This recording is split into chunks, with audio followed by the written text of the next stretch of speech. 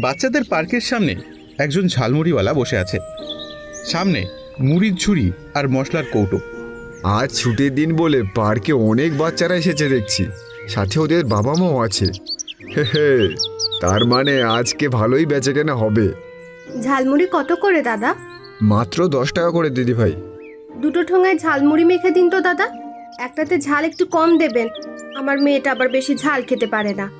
ঠিক আছে দিদি ভাই, কুকুমনিরটায় কম ঝাল দিয়েই দিচ্ছি। এই যে দামটা নিন। হ্যাঁ হ্যাঁ ঠিক আছে দিদি, আবার আসবেন। তিনজন বাচ্চা এলো একসাথে। ও কাকু কাকু, আমাকে ঝালমুড়ি দাও না, একটু বেশি করে দেবে। হ্যাঁ হ্যাঁ খোকা দিচ্ছি, কিন্তু ঝালমুড়ির দামটা তো দাও। এই নাও কাকু। হ্যাঁ হ্যাঁ ঠিক আছে খোকা। কাকু, আমাদেরও ঝালমুড়ি দাও, আমাদেরটা তো বেশি করে দেবে কাকু। সবাইকে দেবো, একটু দাঁড়াও, ভালো করে মেখে নি। দামটা নাও কাকু।